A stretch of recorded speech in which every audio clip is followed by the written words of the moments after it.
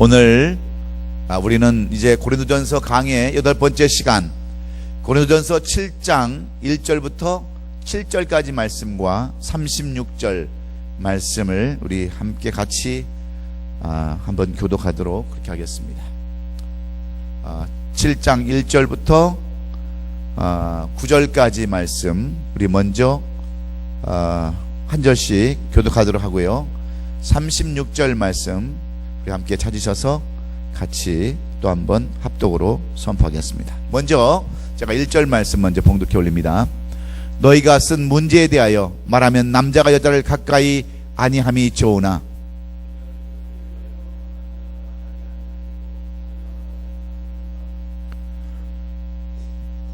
남편은 그 아내에 대한 의무를 다하고 아내도 그 남편에게 그렇게 할지라. 주장하지 못하고 오직 그 남편이 하며 남편도 그와 같이 자기 몸을 주장하지 못하고 오직 그 아내가 하나니 서로 분방하지 말라. 다만 기도할 틈을 얻기 위하여 합의상 얼마 동안은 하되 다시 합하라. 이는 너희가 절제 못함으로 말미암아 사탄이 너희를 시험하지 못하게 하려 함이라. 그러나 내가 이 말을 함은 허락이요 명령은 아니니라. 7절 다 같이 나는 모든 사람이 나와 같기를 원하노라. 그러나 각각 하나님께 받은 자기의 은사가 있으니 이 사람은 이러하고 저 사람은 저러하니라. 우리 36절 말씀 우리 다 같이 함께 같이 읽습니다. 시작.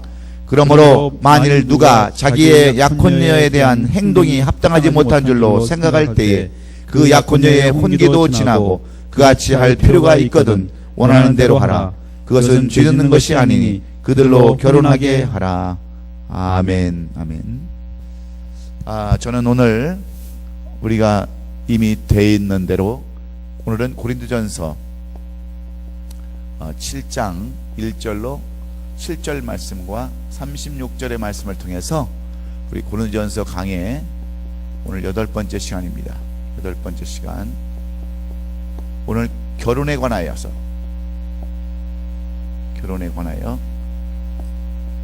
오늘 말씀을 함께 나누려 합니다.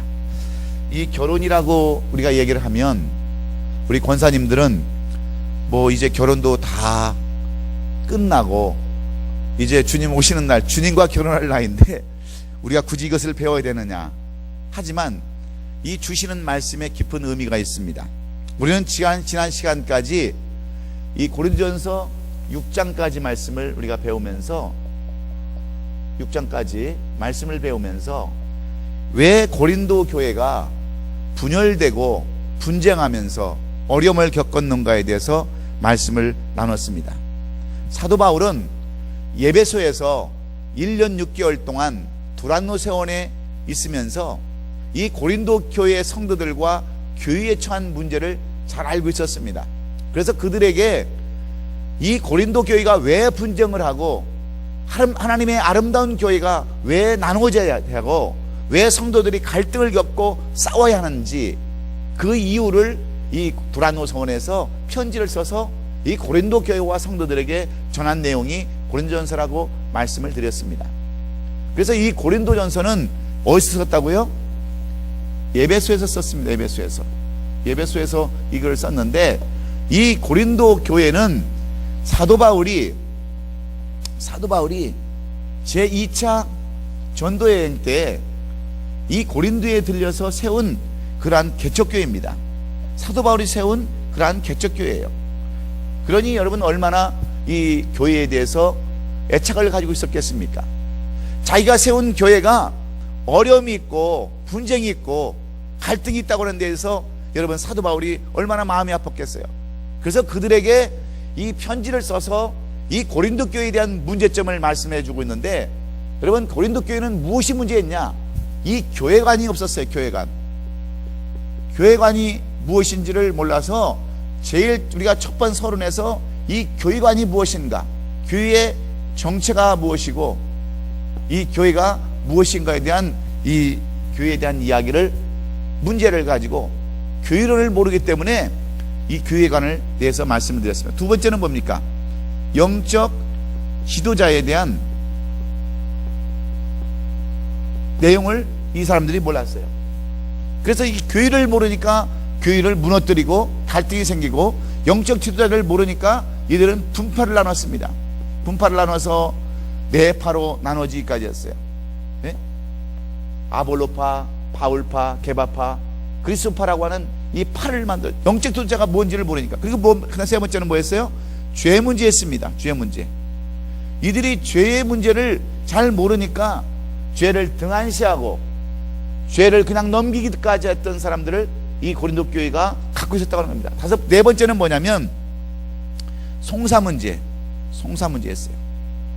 이들은 법정에 문제가 생기면 법정에 가서 서로 고소를 하는 그러한 교회가 고린도 교회였습니다. 그게 지난 6장까지에 대해서 말씀을 나눈 내용들이에요. 근데 오늘 이 7장에서는 무엇을 말씀해 주냐면 이 결혼에 대한 문제입니다. 결혼에 대한 문제. 두 사람이 만나서 한 가정을 이루는 이 가정, 결혼을 통해서 가정을 이루는 문제에 대해서 오늘 말씀을 해주고 있어요. 고린도 교회 성도들은, 고린도 교회 사람들은 이 결혼 문제를 가지고도 많이 갈등을 겪었습니다. 그게 뭐냐면 신자와 비신자의 결혼이 가능하냐, 이런 문제를 가지고도 싸웠고, 때로는 이혼의 문제를 가지고도 서로 의견이 달랐습니다. 그리고 이 동성애에 대한 문제를 가지고도 그들은 많은 갈등을 겪었어요. 이런 문제를 가지고 사도 바울은 그러면 이 결혼관을 어떻게 우리가 정립을 해야 되는가, 여기에 대해서 오늘 이 고린도전서 7장 전체는 오늘 그런 내용을 말씀해 주고 있는 것을 우리가 볼 수 있습니다.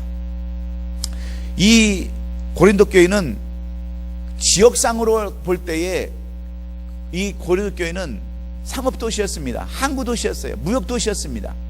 그래서 사상적인 세속적인 많은 문화가 이 교회를 들어와서 혼탁하게 하고 이 교회를 어렵게 한 것을 우리가 볼 수가 있는데, 이 교회가 세속적인 그러한 문화가 들어옴으로 말미암아서, 세속주의가 이게 그 고린도 교회에 들어옴으로 말미암아서 고린도 교회도 상적이 될 수밖에 없었습니다.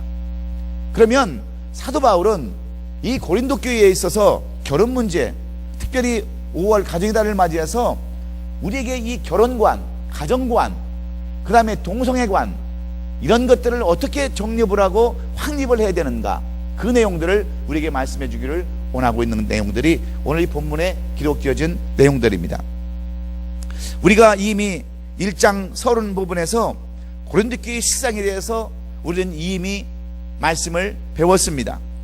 사도 바울이 로마서를 써서 로마에 있는 교회와 성도들에게 내용을 전할 때에, 여러분 이 로마서는 어디서 썼다고 그랬어요? 로마서는 어디서 썼다고 그랬어요? 고린도에서 썼습니다. 그래서 이 로마서를 잘 읽어보면 고린도 교회에 대한 죄상을 사도 바울이 잘 적어서 보냈어요.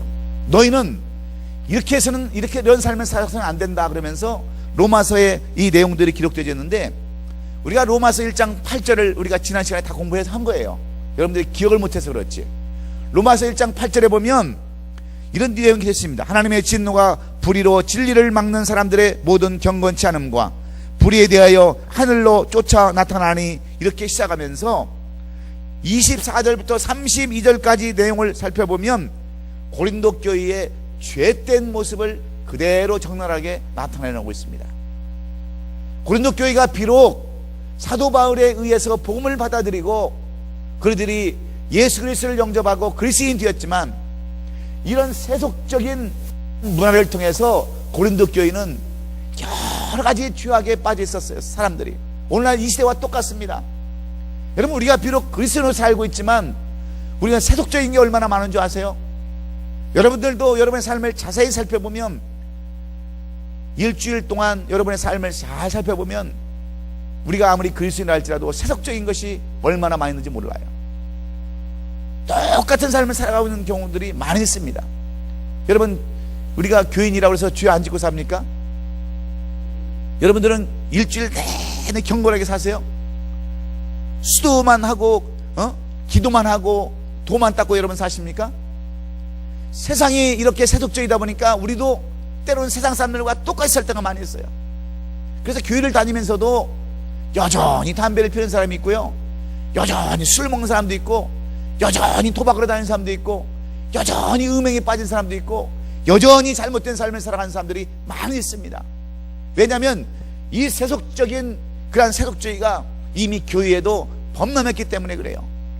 그래서 사도 바울은 이러한 모든 그러한 세속적인 사건들을 이 로마 교회에 전하면서 고린도 교회의 실상을 그대로 말씀해주고 있는 내용들이 24절에 나와 있는데, 그러므로 하나님께서 저희를 마음의 정욕대로 더러움에 내버려 두사 자기의 몸을 서로 욕되게 하였고, 26절에 가보면 이를 인하여 하나님께서 저희를 부끄러운 욕심에 되어 버려두었으니 곧 저희 의인들도 쓸 것을 바꾸어 영리로 쓰며 이와 같이 남자들로 순리대로 여자 쓰기를 버리고 서로를 향하여 음욕이 부리듯 하매 그랬습니다. 고린도 교회에 어떤 일들이 있었느냐면은, 이 사도 바울이 고린도에서 로마에 있는 교회에게 편지를 쓸 때 보면 고린도 교회에 뭐가 있었냐, 바로 게이와 레즈비언들이 그 당시 이 고린도 교회도 많이 있었다는 거예요. 동성애, 오늘날 얘기하면 이 동성애가 오늘날에 생긴 것이 아니라 옛날에서부터 이 게이와 레즈비언들이 많이 있었다는 겁니다. 많이 있었다는 거예요. 그래서 이 교회가 동성애를 하는 이런 사람들도 교회에 나온다는 거, 교회에 나온다는 거. 그러면 이런 사람들이 교회에 나와서 어떻게 여러분 한 그리스도인이 같이 될 수 있겠습니까? 그러니까 자꾸 갈등이 생기고 분열이 생길 수밖에 없는 거예요. 이런 것만 있겠습니까? 이 의의 문제에도 여러 가지 죄들이 이 고린도 교회에 이렇게 산재해 있습니다. 많이 퍼져 있어요. 그래서 이 사도 바울이 이런 것들을 보면서, 그러면 우리의 이 결혼관은 어떻게 되는가? 이 결혼관을 어떻게 해야 되는가? 사도 바울은 자신에 대해 자신의 삶을 비유하면서 이 내용을 우리에게 교훈해 주고 있는 내용들이 바로 오늘 그런 내용입니다. 왜 그러냐면, 이 사람들의, 고린도 교회에 있는 사람들의 결혼관이 잘못되어서 이렇게 잘못된 길로 가고 있다고 하는 거예요. 잘못된 길로. 그러면 여러분에게 한 가지 질문하겠습니다. 여러분이 보기에 가톨릭 교회의 성직자인 신부와 일반 개신교의 목사인, 개신교의 지도자인 목사들을 여러분이 비교해 볼 때에 여러분이 어느 쪽이 더 경건하고 어느 쪽이 더 신앙적인 것 같아요? 여러분이 볼 때. 예? 솔직히 얘기해 보세요. 신부들이 훨씬 경건해 보이잖아요. 그렇죠? 그건 맞죠? 그리고 훨씬 신앙적이고요. 그렇죠? 왜, 뭐 차이예요? 뭐 차이? 그렇죠? 싱글이냐? 예? 아니면 결혼을 뭐라 그러죠? 결혼한 사람. 싱글 반대가 뭐죠? 영어는 메리드인데. 하여튼 이 사람들은 독신주의, 독신이라는 거, 그거와 결혼했다고 하는 거하고 그런 차이 때문에 그래요. 그렇죠? 이 신부님들은 결혼을 안 하니까 참 거룩해 보이고 신앙적으로 보입니다. 그러면 신부는 독신인데 목사는 결혼했으니까 세속적으로 보일 수밖에 없지 않습니까? 그렇잖아요? 근데 성경은 성경에서 혼인은 그러면 성서적일까? 독신이 성서일까? 그럼 그것을 한번 따져보세요. 성경에서 것은 독신으로 사는 것이 성경적일까? 아니면 결혼하는 것이 성경적일까? 어떤 것이 여러분 성서적이라고 생각하세요? 결혼하는 게 성경이에요? 어디에 그런 게 나와 있어요? 예? 그래서 줄였을 때 보면 맨날 우리가 창세기를 얘기하면서 도움이 필요하다라고, 도우는 자가 있어야 된다라고, 돕는 배필이 있어야 된다라고 이야기를 하는 거지, 성경에서 결혼을 반드시 해야 된다고 하는 성경 규절은 아무 데도 없어요. 오늘 사도 바울이 뭐라고 얘기하는지 아세요? 1절 한번 볼까요? 1절에 1절을 우리 다 같이 한번 봅시다. 1절 뭐라고 했는지. 너희가 쓴 문제에 대하여 말하면 남자가 여자를 가까이 아니함이 좋으나, 남자가 여자를 가까이 하는 게 좋다고요? 안 좋다고요? 예? 여러분, 이 7장처럼 우리를 헷갈리게 하는 게 없어요. 7장의 말씀처럼. 남자를 여자가 가까이 하는 게 좋아요? 안 좋아요? 사도 바울은 안 좋다고 그랬어요. 사도 바울은 결혼을 사실 하지 말라고 그랬어요. 오늘 2절에도 볼까요? 2절에도 사도 바울은요, 7절 한번 볼까요? 7절, 7장 7절. 서로 분방하지 말라. 7절. 나는 모든 사람이 나와 같기를 원하노라. 그러나 각각, 사도 바울은 어떻게 살았어요? 평생을 독신으로 살았어요. 그런데 사도 바울은 여러분 모두가 다 나와 같이 되기를 원한다고 그랬어요. 독신으로 살라는 거예요. 독신으로 살라는 거. 그리고 한번 8절 한번 볼까요? 8절. 8절도 내가 결혼하지 아니한 자들과 과부들에게 노느니 나와 같이 근행 진앙지라는 것이 어떻게 아니라 좋으니라. 사도 바울은 뭐예요? 독신주의. 독신주의. 결혼주의가 아니에요. 근데 왜 그래요? 왜 사도 바울은 살 수 하려고 그러고 왜 결혼합니까? 28절 한번 보겠습니다. 28절. 우리 28절 성경을 본 사람들은 갖고 있어요. 28절. 36절을 볼까요? 예, 36절. 내가 이것을 말함은 너희의 유학을 위함이요 너희에게 올무를 노려 함이 아니니 오직 너희를 하여금 이치에 합당하게 하여 흐트러짐이 없이 주를 섬기게 함이라. 그러면서 그 사도 바울이 결혼하는 것이 육신의 고난이 있다고 하는 거예요. 결혼하면 육신의 고난이 있기 때문에 자기 자신은 독신주의로 살겠다는 거예요. 독신주의로. 그러면 우리 뭐 이게 결혼을 하라는 거냐 말라는 거냐, 이게 지금 도대체 뭐라는 거예요? 결혼을 해야 된다고 그래요? 사도 바울은 하지 말라는 거예요. 예?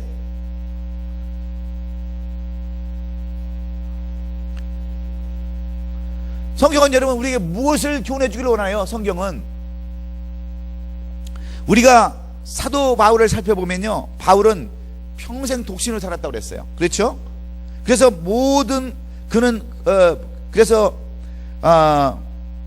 우리가 이 사도 바울을 정확히 따지면 그는 목사보다도 신부에 가까운 사람이에요. 그렇죠? 평생을 홀로 살았습니다. 독신주의자예요. 금욕주의자입니다. 그렇게 보이는 거예요. 근데 이 사도 바울이 혼기를 놓쳐서 이 선교를 많이 하다가 시간이 없어서 혼기를 놓쳐가지고 이 결혼을 못한 것이 아닙니다. 사도 바울은 자기 스스로의 이 결혼 관념이 있었어요. 나는 가능하면 결혼을 안 하고 혼자 지내겠다. 이 독신주의로 그는 그렇게 삶을 살았어요. 의도적으로 살았습니다. 그리고 우리에게도 권면하는 것이 뭐냐면, 너희들도 나처럼 혼자 살 수 있으면 혼자 살라고 그렇게 강요를 하고 있어요. 그러면 성경은 정말 우리에게 무엇을 요구하는 것일까? 결혼을 요구하는 건지 아니면 뭘 요구하는지, 뭘 요구하고 있어요? 예? 뭘 요구하고 있겠습니까?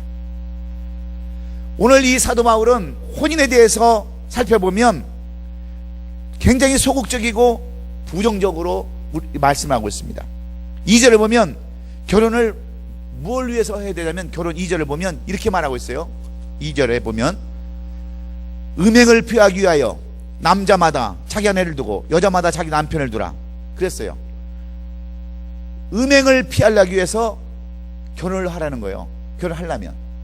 그리고 정욕을 피하기 위해서 하려면 하라는 거예요. 그런 수단 외에는 가능하면 결혼을 하지 말라고 사도 바울은 그렇게 권면하고 있습니다. 그러니까 이 말씀을 잘 우리가 살펴보면 도대체 결혼을 해야 되는지 말라고 하는지, 우리가 그러면 결국 음행을 피하기 위해서 정욕을 피하기 위해서 결혼하는가, 그렇게 생각을 하기가 쉽습니다. 그래서 하나님의 뜻은 정말 결혼을 하라고 하는 것인지 하지 말라고 하는 것인지, 우리가 이 성경에 대한 애매모호한 내용들이 이 고린도전서 7장의 내용입니다. 그런데 우리가 오늘 분명히 알아야 될 게 있어요. 이 사도 바울이 우리에게 의도하고자 하는 그런 분명한 뜻이 있다는 것을 우리가 먼저 전제해 두고 이 말씀을 봐야 합니다. 그것은 뭐냐면, 성경이 혼인을 반대하거나 바울이 고린도 7장을 통해서 금욕을 설교한다고 그렇게 생각한다고 보면은 그것은 이 본문을 오해하는 겁니다. 오해하는 거예요. 이 본문을 왜 잘못 알고 있는 거예요. 바울이 말하고 하는 진리를 우리가 잘못 알고 있는 거, 왜곡하는 겁니다. 그래서 우리가 7절을 보면 바울의 권면은 뭡니까? 개인적으로는 혼자 사는 것이 좋지만 결혼이나 독신은 자기가 원하는 대로 되는 것이 아니라는 거예요. 내가 결혼을 하고 싶다고 해서 결혼하는 것이 아니고, 내가 결혼을 안 하겠다고 해서 결혼 안 하는 것이 아니라, 이 결혼의 문제는 누가 쥐고 있다고요? 하나님께서 쥐고 있다고 하는 거예요. 하나님의 이것 결혼도 뭐냐면 결국은 이 결혼도 은사라는 거예요. 은사. 예? 결혼에 은사가 있는 사람은 결혼을 하는 것이고, 결혼에 은사가 없는 사람은 결혼을 안 하는 것이라고 그렇게 얘기하고 있어요. 그렇게 얘기하고 있습니다. 여러분, 어떤 사람은 평생 결혼하고 싶어도요, 결혼 못하고 홀로 싱글로 살다 죽는 사람들도 많이 있습니다. 이상하게 결혼이 안 되는 거예요. 이상하게. 여러분, 싱글로 지나면서 60 먹은 처녀, 70 먹은 처녀도 저 많이 봤어요. 평생 한 번도 결혼 안 한 사람도 있어요. 그러면 정말 우리 보고 결혼하지 말라는 거냐? 나는 결혼하고 싶어 죽겠는데 결혼하지 말라는 거냐? 그게 아니에요. 오늘 사도 바울은 우리에게 주고자 하는 귀한 교훈이 오늘 본문에 기록되어 있습니다. 결혼도 독신도 하나님이 주시는 은사라는 것인데, 하나님이 주시는 은사에 대해서 우리가 은사에 따라서 때로는 결혼하기도 하고 때로는 안 하기도 하는 것이라고 말씀하고 있는데, 오늘 17절 말씀 보면 이런 말씀이 기록되어 있어요. 17절에 보면, 오직 주께서 각 사람에게 나눠주신 대로 하나님이 각 사람을 부르신 그대로 행하라. 내가 모든 교회에서 이같이 명하노라. 18절에 할례자로서 부르심을 받은 자가 있느냐? 무할례자가 되지 말며 무할례자라고 부르심을 받은 자가 있느냐? 할례를 받지 말라. 할례 받는 것도 아무것도 아니요 할례 받지 않은 것도 아무것도 아니로되 오직 하나님의 계명을 지킬 따름이니라. 여러분, 이 말씀이 무슨 말씀인지 아십니까? 고린도 교회는 이 결혼 문제 때문에 골치가 많이 아팠습니다. 왜냐하면 교인과 비교인들, 그리스도인과 비그리스도인의 그 결혼 문제를 가지고 서로 다툼이 있어요. 여러분, 우리들은 평상시 어떻게 알고 있습니까? 그리스도인들은 그리스도인과의 결혼을 원하고 있죠. 그렇지 않습니까? 그렇잖아요. 우리도 보통 평상시에 보면 먼저 물어보는 게 뭘 물어봐요? 그 사람 예수 믿습니까? 신앙 있어요? 물어보잖아요. 믿음 있습니까? 믿음 없다 그러면 제쳐놓는 거예요. 그러니까 이 고린도 교회에서도 이 교회가 세워진 이후에 이 비신자들과 신자들의 결혼에 대해서 많은 갈등이 있었습니다. 그럴 때 사도 바울은 뭐냐? 할례자라는 것은 무엇을 의미해요? 할례자는, 예? 할례자라는 것은 바로 하나님의 택한 백성들과 비할례자들이 이 결혼에서는 상관이 없다고 하는 거예요. 사도 바울이 권면하는 것은 뭐냐면, 믿는 사람과 믿지 않는 사람들의 결혼도 할 수 있다고 하는 거예요. 이 할례 받고 안 받는 것이 중요한 것이 아니라는 거예요. 왠지 아십니까? 내가 만약에 예수를 믿고 내 상대방이 예수를 믿지 아니하면 나로 인해서 저런 사람을 얼마든지 구원할 수 있기 때문에 그렇다는 거예요. 여러분, 이해가 되세요? 그래서 그 사람이 결혼하는 조건이 물론 믿는 사람이면 더 좋지만 믿지 않는 사람도 결혼 문제는 상관이 없다라고 그렇게 얘기하고 있습니다. 왜? 내가 저 사람을 구원할 수 있기 때문에 그래요. 그런데 사도 바울이 거기서 끝난 것이 아닙니다. 많은 문제가 있기 때문에 만약 예를 들어서 그 사람이 내 신앙 양심에, 나는 하나님을 믿는데 이 종교 문제로 인해서 내 양심을 짓밟아 버린다면, 또 성경은 뭐라고 얘기하냐면, 사도 바울은 그런 사람과 어떻게 하라고요? 나눠지라는 거예요. 나눠지라는 거예요. 종교 문제를 가지고 내 양심을 짓밟으면 나눠지라는 거예요. 그렇게 얘기를 하고 있습니다. 결국은 사도 바울이 물론 비할례자나 할례자가 상관이 없지만 오히려 전도할 수 있으면 그 사람하고 결혼을 해서 그 사람을 구원시키라고 그렇게 말씀하고 있습니다. 사도 바울은 자신이 혼자 사는 것이 하나님의 뜻이기 때문에 자신은 혼자 이렇게 살겠다는 거예요. 내가 무슨 정욕을 피하려고 혼자 사는 것도 아니고 무슨 음행을 지키기 위해서 그 사람은 혼자 사는 것이 아니라 이런 모든 것을 초월해서 나는 하나님께서 나에게 주신 은사로 사명으로 알고 자기는 혼자 산다는 거예요. 그런데 여러분, 사명이 아닌 사람이 그것을 사명을 받은 것처럼 착각하고 혼자 살려면 얼마나 많은 죄를 짓겠어요. 여러분, 신부님들도 물론 장가를 안 가고 자식들이 없으니까 여러분 얼마나 걸림돌이 없어서 좋겠어요. 그러나 엄청난 죄를 짓습니다.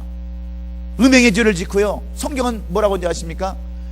남의 여자를 보고요, 음욕을 품어도 조금만 그런 마음을 갖고 있어도 이미 간음하였느니라 그랬는데, 그런 마음이 왜 없겠습니까? 사람인데. 이 신체적인 조건 때문에 왜 죄를 안 짓겠어요? 그러니까 죄를 질 수밖에 없는 거예요. 그럴 바에는 차라리 그걸 정욕을 참지 못하고 그것을 이기지 못하면 차라리 결혼을 하라는 거예요. 결혼이 나쁘다는 것이 아닙니다. 근데 사도 바울이 혼자 사는 것은 오히려 더 많은 일을 할 수 있고 많은 일을 할 수 있고 자기가 그런 것을 얼마든지 이길 수 있기 때문에 자기 자신은 하나님의 주신 은사로 그렇게 받아들이고 있다고 하는 거예요. 여러분, 이해가 되십니까? 그래서 하나님의 뜻이 중요하다, 그런 뜻입니다. 자기 소명대로 사는 것, 이것처럼 중요한 것이 없는데, 결혼의 관념에 대해서 세상에서 우리가 안 해도 되는 것이 있고 해야 되는 것이 있습니다. 그것이 바로 결혼이라는 거예요. 우리가 해도 되고 안 해도 되는 것이 결혼이라는 겁니다. 이해가 되는지 잘 모르겠어요. 결혼은 해도 되고 안 해도 되지만 해도 상관이 없습니다. 그러나 사도 바울의 의견은 안 하는 게 더 낫다, 이렇게 얘기를 하는 거예요.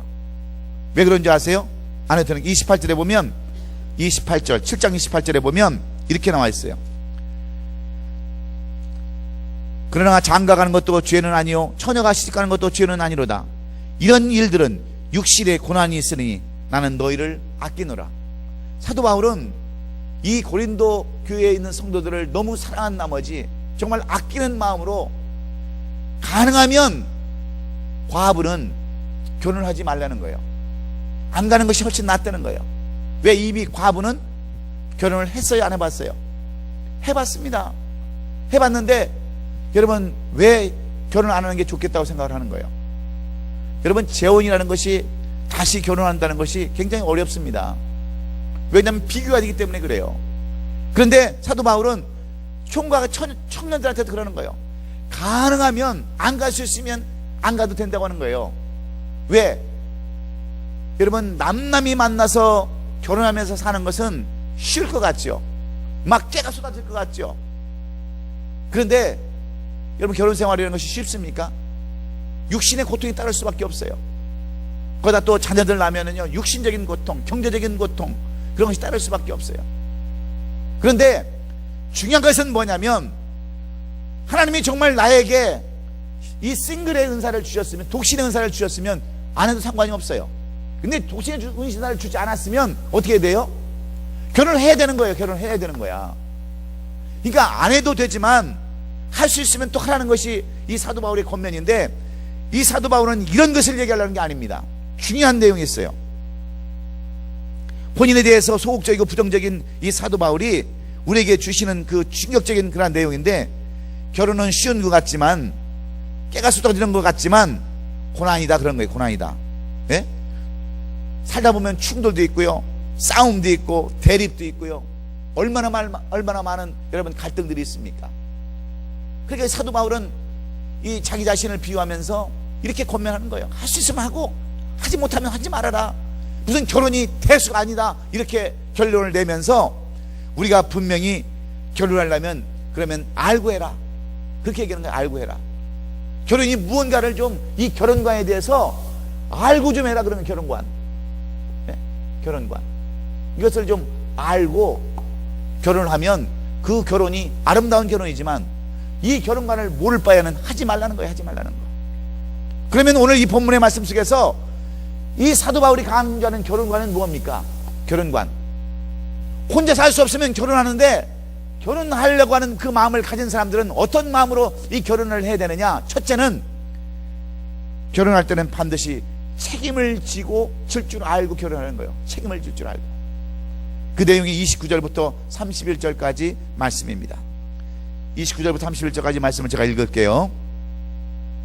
형제들아, 내가 이 말을 하노니 그때가 단축하여 진고로 이후로부터 안에 있는 자들은 없는 자 같이 하며 우는 자들은 울지 않는 자 같이 하며 기쁜 자들은 기쁘지 않은 것 같이 하며 매매하는 자들은 없는 것 같이 하며 세상 물건을 쓰는 자들은 다 쓰지 못하는 것 같이 하라. 세상의 유형은 지나감이니라. 여러분, 무슨 말입니까? 이 결혼에 대해서 소홀히 하지 말라는 거예요. 이왕 결혼을 했으면 끝까지 책임을 질 줄 알고 결혼을 하라는 겁니다. 그래서 사도 바울은 고린도 교회 성도들에게 혼자 사는 것이 더 낫다고 권면하면서 어쩔 수 없으면 결혼을 하라 그랬습니다. 여러분, 재혼도 마찬가지예요. 재혼을 해서 내가 정말 정욕을 못 이겨가지고 밤마다 꼬챙이로 내 무릎을 찍어가면서 그 고통이 있고 힘들면 차라리 결혼을 하라는 거예요. 결혼이 나쁘지 않다는 거예요. 그런데 그렇게 해서 결혼을 했으면 결혼을 책임지라는 거예요. 책임지라는 거. 여러분, 어떻게 우리가 모든 걸 다 수여할 수 있습니까? 예? 내 정욕을 채우기 위해서 결혼을 했으면 참을성도 있어야지. 많은 사람들이 말이죠, 마치 막 재혼을 수없이 하는 사람도 있어요. 수없이. 여러분, 누구나 실수할 수 있어요. 예? 얼마든지 재혼할 수 있는 거 여러분 다 이해합니다. 그런데 중요한 것은 다시 결혼을 했으면 책임을 지라는 거예요. 책임을. 얼마나 이게 중요한 말입니까? 사도 바울은 과부에게 가능하면 혼자 살라고 그랬어요. 과부에게. 그 권사님들 다 혼자 사시잖아요. 예? 우리 권사님들 결혼 또 하고 싶으세요? 하기 싫어요? 우리 권사님들 거기 결혼하라 그러면, 권사님 좋은 저기 할아버지 계시는데 결혼하라 그러면, 아유 냄새나, 나 혼자 있는 것도 힘들어. 혼자 사는 게 오히려 좋을 때도 있어요. 둘이 살 때도 좋을 때도 있어요. 각자 장단점이 있습니다. 이제 그것은 본인이 알아서 해야 되는데, 내가 지금 80이 들어서 90 먹은 할아버지와 결혼했으면 책임을 지라는 거예요. 책임을. 그러면 괜찮아요. 그런데 그냥 며칠 살다가 안 맞다고 또 87세 먹은 할아버지하고 또 결혼하고 그러면 잘못된 거라는 거예요. 잘못된 거. 그러니까 또 안 되면 67세 되는 젊은 할아버지하고 결혼하는 거, 이게 안 좋다는 거예요. 왜? 60만 살리고 얼마나 여러분 힘들겠습니까? 오죽하면 망치로 바뀌었어요. 그런데 견디기 힘들면 결혼하는데 조건은 자기가 결정한 것에 대해서는 책임을 지라는 거예요. 책임. 여러분, 지금 우리나라 보면요, 세 쌍이 결혼하면 한 쌍이 이혼합니다. 우리나라는 OECD 국가 중에서 가장 많은 이혼 나라예요. 왜 그런 줄 아세요? 이 결혼관이 잘못됐기 때문에 그랬습니다. 결혼관이. 힘들면 다 버려요. 힘들면. 여러분, 결혼 생활이 그냥 마냥 신혼입니까? 하니문이에요? 결혼은 한 달 지나면 그때부터는 하니문이 아니고 써니문이에요. 그때부터 그냥 태양이 내려지고 힘든 거예요. 그런데 이 결혼관이 잘못되어 있으니까, 책임을 안 지니까 헤어질 수밖에 없는 거예요. 그러면 헤어지는 것까지는 좋아요. 그러면 누가 피해를 봅니까? 예? 자기 자녀들이 여러분 피해를 보는 거예요. 자기 자녀들이. 그래서 사도 바울은 이런 결혼관을 잘못 가질 바에는 아예 결혼하지 말고 혼자 살라는 거예요. 그런데 결혼을 했으면 어떻게 하라고요? 책임을 만드시라는 거예요. 책임을. 그래서 이 여자나 남자나 책임이 없는 사람들은 잘못된 거예요. 이 고린도 교회 사람들이 이걸 몰랐어요. 이 결혼관을 책임질 줄을 몰랐습니다. 그러니까 서로 싸우고 갈등하고 이혼하는 사람들이 옛날에도 많이 있었습니다. 이혼은 오늘날 생긴 것이 아니에요.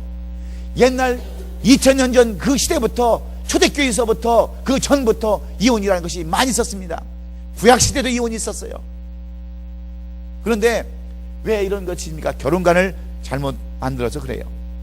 그래서 저는요, 제 목회 가운데 이 목회가 짧지 않습니까?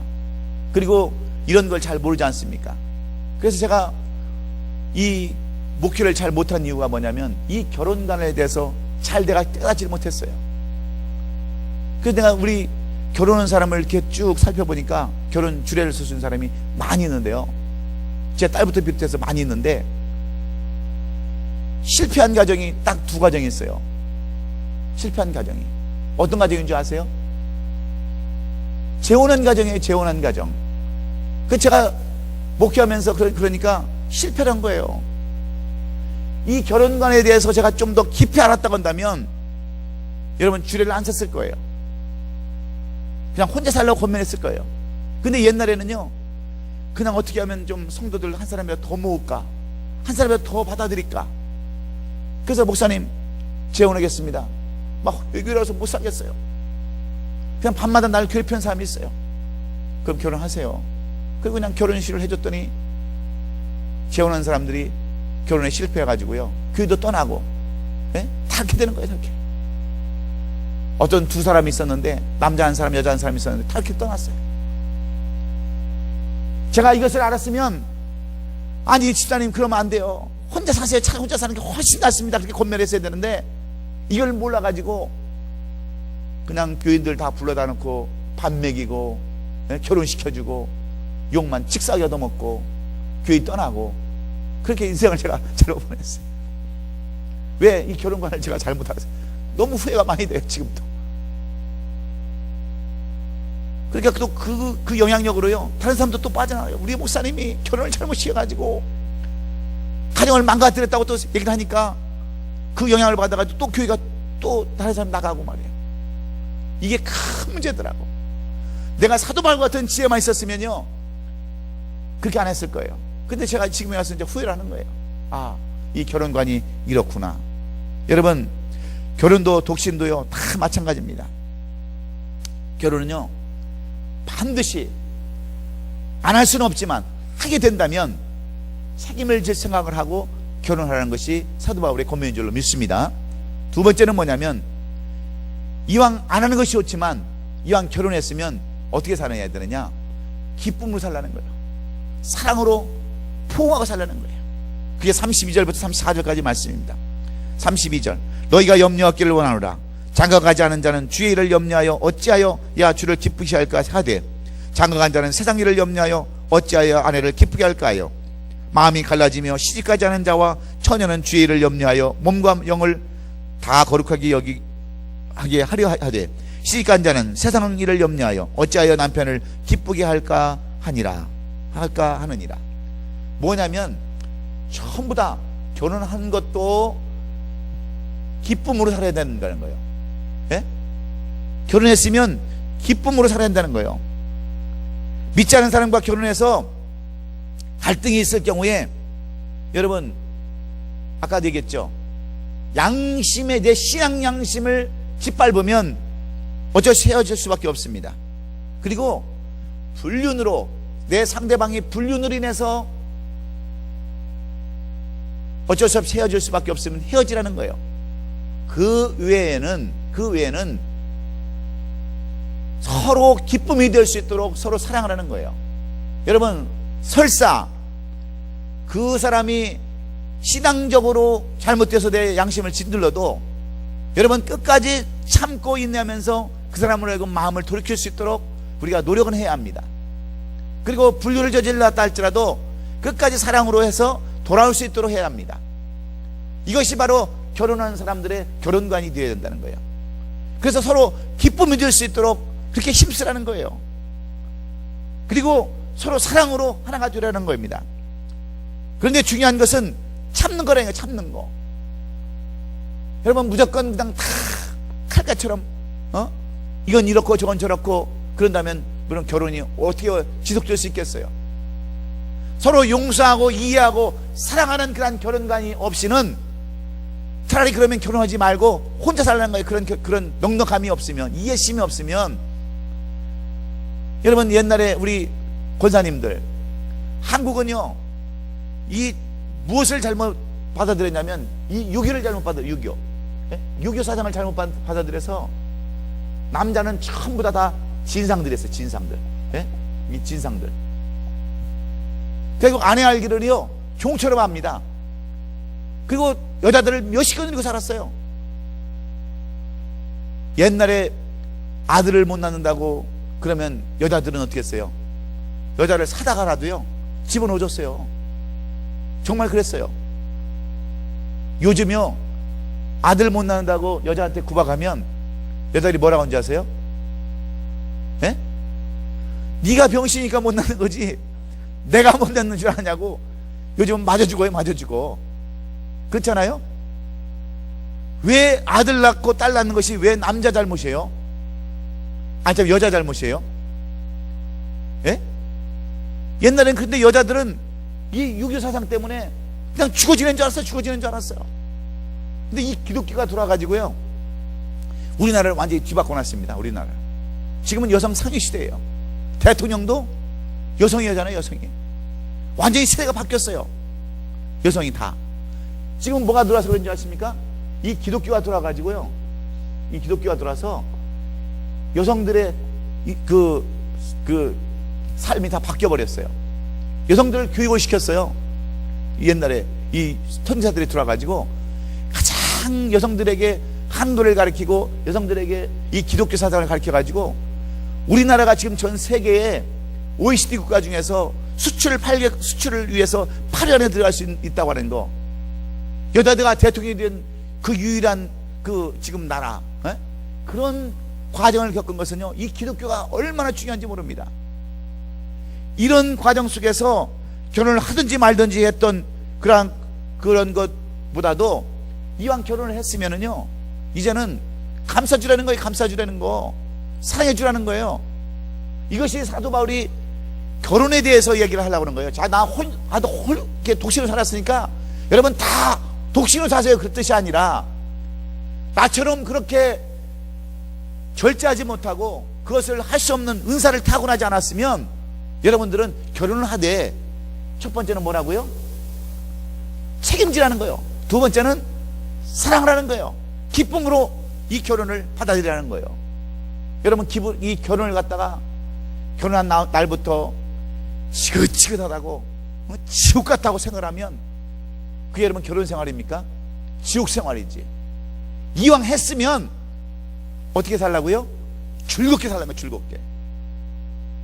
즐겁게 살라는 거예요. 이왕 안 할 것 했으면 기왕 한 것처럼 즐겁게 기쁘게 살라고 하는 것이 사도 바울의 권면이에요. 여러분 그래야 아름다운 결혼 생활이 될 수 있지 않겠어요? 그냥 맨날 지옥처럼 생각하고 집에 들어가는 것이 마치 그냥 사다구리에 들어가는 것처럼 그렇게 생각하면 어떻게 여러분 결혼 생활이 올바른 생활이 될 수 있겠습니까? 그래서 아내는 집에 오면 좀 포근한 맛이 좀 있어야 돼요. 포근한 맛이. 그래 남자가 들어갈 거 아닙니까? 그래서 남자가 바람 피우고요 그런 것은 여자에게 책임이 많이 있어요. 그러니까 서로 존중하고 서로 사랑을 해줄 수 있는 그런 가정이 되어야 온전한 결혼관이라고 사도 바울은 그렇게 말씀하고 있습니다. 결혼하지 말든지 했으면 제대로 살라는 거예요. 제대로. 이것이 사도 바울에 대한 결혼관이고요. 세 번째는 뭐냐? 세 번째는 하나님을 섬기는 목적을 가지고요.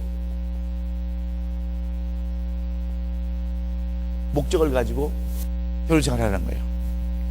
그게 35절의 말씀입니다. 35절. 그러나 35절 내가 이것을 말하면 너희 유익을 위하여 이함이요 너에게 올무를 노려 함이 아니니 오직 너희가 이치에 합당하게 하여 흐트러짐 없이 무엇을 섬기게 하려고요? 주를 섬기게 하려고. 이 사도 바울이 결혼을 하든지 안 하든지 사도 바울은 거기에 대해서 관심이 없습니다. 자기는 결혼 안 했으니까 나처럼 결혼 안 하는 것이 좋다. 그러나 결혼했으면 그 결혼의 하나님을 섬기는데 목적을 가지고 하라는 거예요. 결혼하는 것이 정욕을 피하고 음욕을 피하는 어떤 수단이 되어서는 안 된다고 하는, 그렇게 권면하고 있습니다. 그렇게 되면 결혼이라고 하는 신성한 제도가 망가진다고 하는 거예요. 여러분, 사람은 어떤 목적에 따라 사느냐에 따라서 인생이 달라지게 되어 있습니다. 사람은요, 무엇에 목적을 두고 사느냐에 따라서 삶이 달라지고 인생이 달라집니다. 신앙도 마찬가지예요. 신앙도 어디에다 가냐 목적을 두고 사느냐에 따라서 그 신앙이 달라지는 거예요. 결혼도 마찬가지입니다. 이 결혼의 목적을요, 나를 위한 어떤 수단이나 내 종족을 번식시키기 위한 어떤 그런 수단으로 이 결혼을 하면요, 반드시 문제가 생깁니다. 그런데 그 결혼의 목적을 하나님을 섬기는 데 목적을 두고 살면 그것이 올바른 결혼관이라고 사도 바울은 이렇게 가르치는 거예요. 여러분이 이왕 결혼을 했으면 주를 위해서, 주를 섬기기 위해서 목적을 두라는 거예요. 그게 이 사도 바울이 우리에게 가르쳐주는 교훈입니다. 그 결혼은 복된 결혼이고 그런 결혼은 아름다운 결혼이라고 얘기를 했는데, 왜 그런지 아십니까? 여러분, 자기 욕심으로 하면, 자기 계획으로 하면은요, 되는 일이 없습니다. 여러분, 이 세상 만사가 자기 뜻대로 됩니까? 아까 우리 서정민 전사가 뭐 낳았으면 좋겠어, 그러니까 저는 아들 낳았으면 참 좋겠습니다, 그러는 거예요. 그리고 우리 이명진 목사님은 뭐 딸이라고 그러는데 아들 둘, 딸 둘이니까 너무 좋다고 그러면서 자기는 아들 낳았으면 참 좋겠대요. 근데 여러분, 그것이 내 마음대로 됩니까? 아, 내가 오늘은 이번엔 딸 낳아야지 하고 딸 낳으면 얼마나 좋겠어요. 그런데 저는 그랬어요. 저는 사실 아들을 지금도 원하지 않아요. 우리 손수정 권사님은 저보고 가면, 목사님, 남자 냄새가 얼마나 좋은 줄 아세요? 아들만 둘 있는데 얼마나 좋은 줄 아세요? 근데 저는 사실 아들을 원치 않았어요. 왜 아들을 원치 않았냐면, 나 같은 인간은 이 세상에 나 하나로 족하기 때문에 그랬어요. 왜냐하면 나 같은 인간이 또 하나 생기면 아주 골치 아플 것 같아서 그랬어요. 예, 그게 뭐 할렐루야 그러잖아요. 그래서 저는 조금도 아들에 대한 욕심이 솔직히 없어요. 뭐 우리 소정사님 뭐려고 아들 낳으라고 그러는데, 그러니까 낚시도 데리고 가야 되고요, 뭐 일단 사육을 시켜가지고 그 자기 이제 아들 데리고 다니면 얼마나 좋습니까? 낚시도 메고 다니고 목욕탕도 같이 가고, 예? 운동도 같이 하고 얼마나 좋아요. 근데 이게 마음대로 되냔 말이에요. 예? 마음대로. 세상 일은 다 그렇습니다. 결혼도 마찬가지예요. 결혼도 내 뜻대로 안 돼요. 그런데 이 모든 것을 갖다가 하나님의 앞에 쓰임받기 위해서, 하나님의 영광을 돌리기 위해서 우리가 이 결혼 생활을 하면 하나님께서 합당한 대로 맞춰주신다는 거예요. 내 욕심대로 하지 말라는 거예요. 결혼 생활을 한마디로 내 계획대로 하지 말라는 거예요. 모든 것을 하나님의 뜻에 맞춰서 주신 대로 감사하고 주신 대로 하나님의 뜻대로 받아들여서 그렇게 결혼 생활을 해야 된다고 하는 거예요. 그래서 이 옛날 고린도 교회에도 그런 문제들이 많이 있었던 것 같아요. 아들을 왜 그 사람들은 대를 이어야 되니까 아들을 선호하는 문제를 많이 갖고 있었습니다. 우리나라도 안 그래요? 그래서 첩이라는 제도가 얼마나 많이 있었어요. 첩이라는 제도가.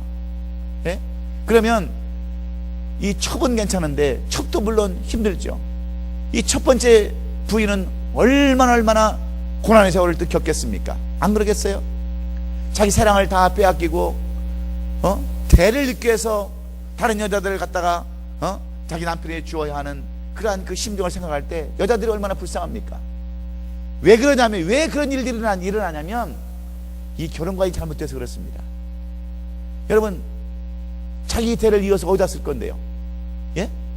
자기 죽으면 우리 대가 왕이 됐는지 무슨 거지가 됐는지 부자가 됐는지 어찌 알겠어요? 그리고 자기가 죽어서 자식이 왕 된들 무슨 그게 의미가 있겠습니까? 전부 다 인간의 계획 아닙니까? 인간의 욕심 아닙니까?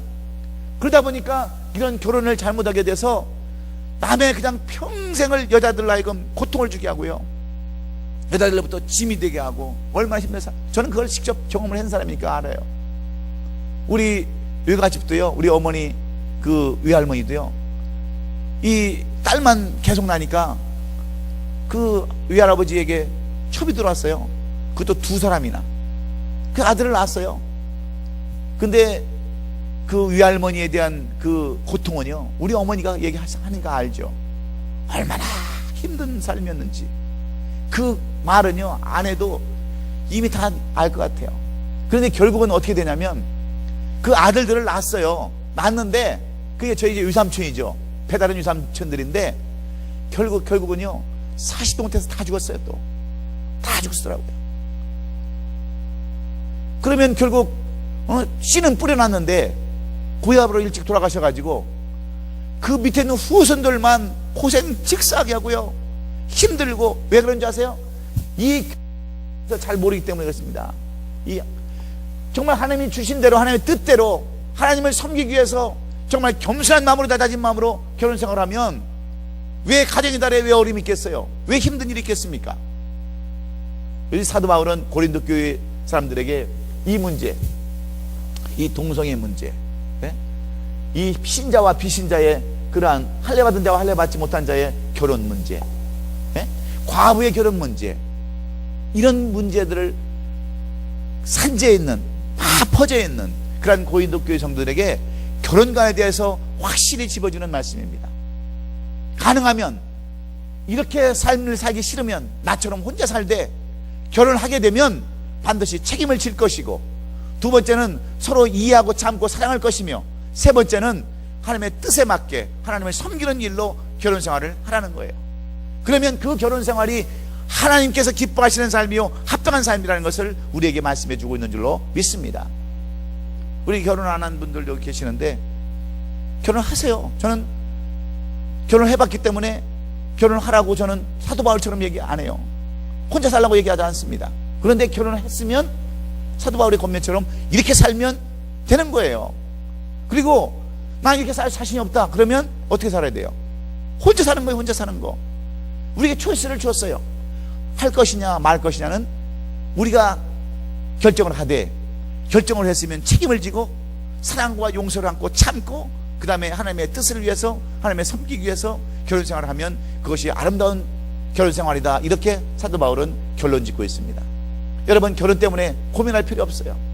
이것만 확실히 알면 여러분의 가정은, 여러분 이 5월달 가정의 달을 맞이해서 행복한 가정이 될 줄로 믿습니다.